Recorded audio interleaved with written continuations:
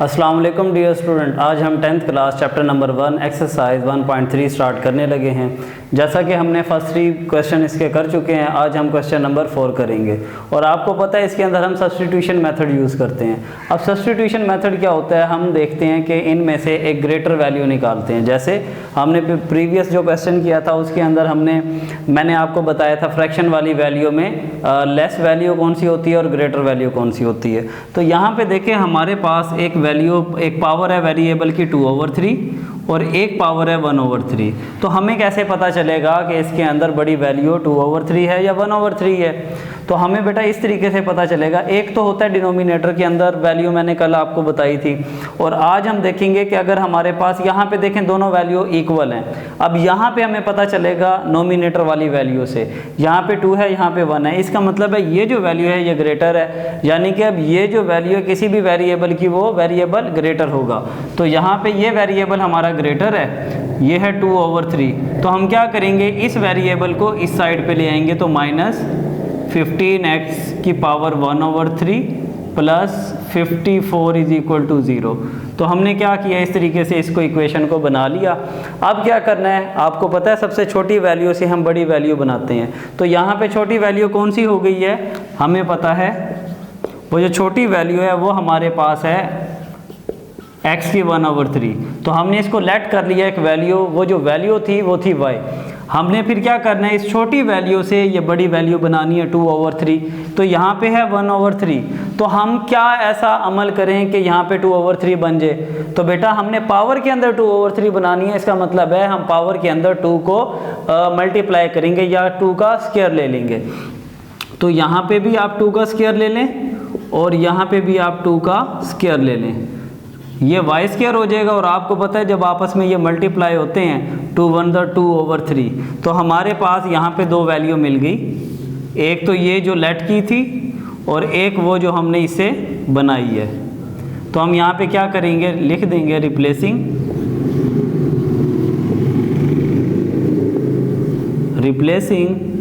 और इसे कह देते हैं equation number 1, replacing values in equation 1। तो पुट कर दें जो जो हमने लेट की है। अब क्या पुट करेंगे, पहले x की 1/3, पहले हमने ये बनाया है ना, ये देखें x की 2/3 है, इसको हमने x स्क्वायर की जगह पुट कर दिया। ठीक है, यहाँ पे -15 आ जाएगा। यहाँ पे x की 1/3 था तो ये हमने लेट किया था y के इक्वल, और 54 इज इक्वल टू 0। अब ये हमारे पास फैक्टराइजेशन इक्वेशन आ गई है, क्वाड्रेटिक इक्वेशन आ गई है, सॉरी।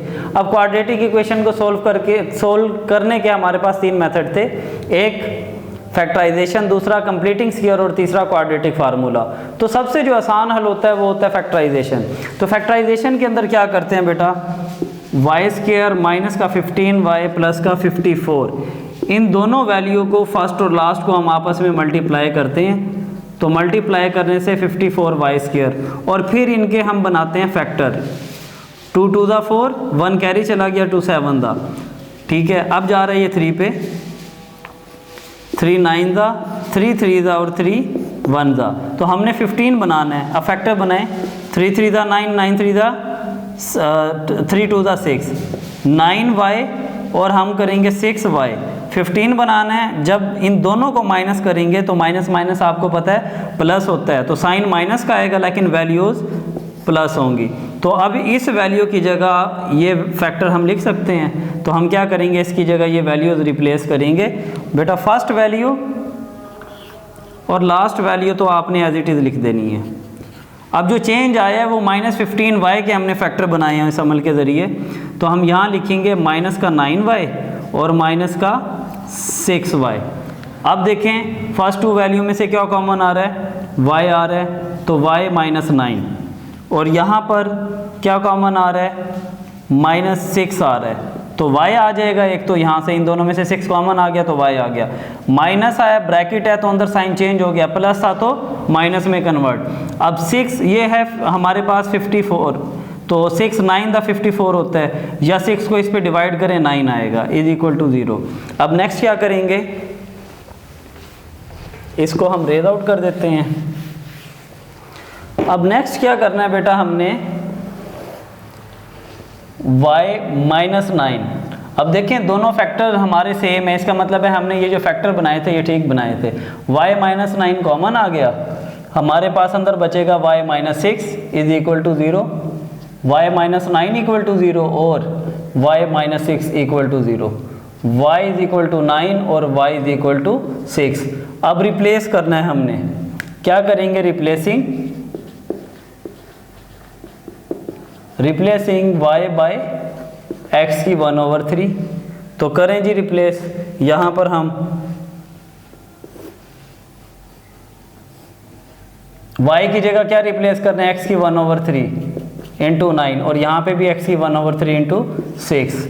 तो यहाँ पे आप करें, अब यहाँ पे x फाइंड करना है तो हम क्या करेंगे, 1/3 है, 3 को मल्टीप्लाई करना पड़ेगा, इसका मतलब है हमें 3 का क्यूब लेना पड़ेगा और यहाँ पे भी 3 का क्यूब। तो यहाँ पे देखें 1/3 मल्टीप्लाई 3 और 3 का क्यूब क्या होता है, मतलब 9 का क्यूब, सॉरी 9 को हम 3 टाइम मल्टीप्लाई करते हैं, 9 9 दा 81।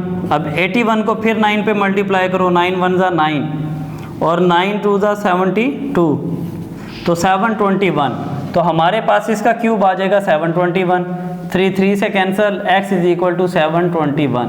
अब यहाँ पे निकालते हैं क्यूब, x की पावर 1/3 होल का क्यूब और 6 की पावर 3, ये इसे कैंसिल हो जाएगा, x आ गया और आपको पता है 6 का क्यूब हो तो इसका मतलब भी 6 3 टाइम मल्टीप्लाई, 3 3 दा 36, 36 को 6 से मल्टीप्लाई करो, 6 6 दा 36, 6 कैरी, 6 3 दा 18, 18 और 3 हमारे पास 21 यानी कि 216। तो ये हमारे पास बेटा यहाँ पे इसके भी 2 सोल्यूशन आ गए, ये और ये। अब सोल्यूशन सेट क्या आएगा आपका, सोल्यूशन सेट में जब हमने x हमारे पास आंसर आया 721 तो पुट क्या किया था हमने y 9 और यहाँ पे x आया 216 तो हमने पुट क्या किया था 6। तो बेटा ये हमारा जैसा कि हमने क्वेश्चन नंबर 4 किया था इसी तरह हमारा क्वेश्चन नंबर 5 है।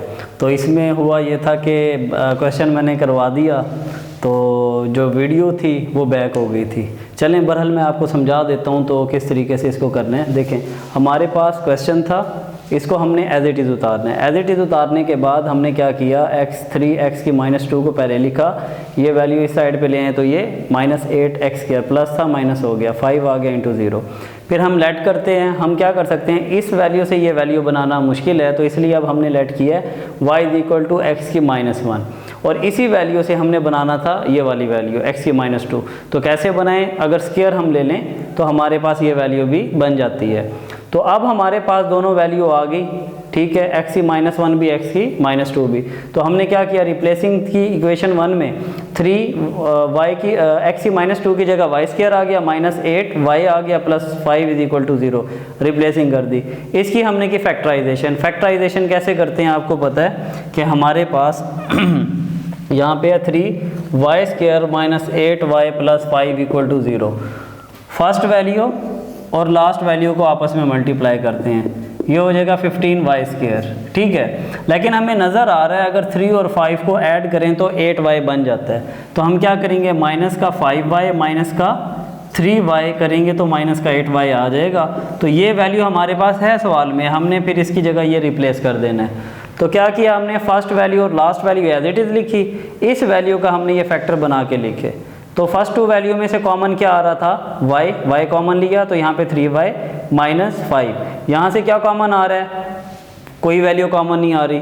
तो अगर कोई वैल्यू कॉमन नहीं आती तो 1 लेते हैं, हम 1 कॉमन लेते हैं तो हम 1 लिखेंगे। और जब ब्रैकेट डाली तो ये माइनस था, ये साइन अंदर सारे चेंज कर देगा। ये वैल्यू नेगेटिव थी, अब देखें पॉजिटिव होगी, ये पॉजिटिव है तो ये नेगेटिव होगी।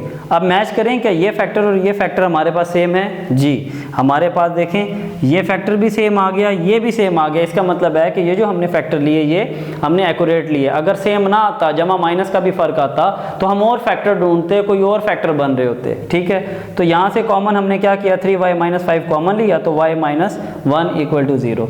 तो इन दोनों को हमने लिखा, इसको भी ये फैक्टर भी 0 के इक्वल, ये फैक्टर भी 0 के इक्वल लिख लिया। यहाँ से हमने y की वैल्यू निकाली और यहाँ से भी y की।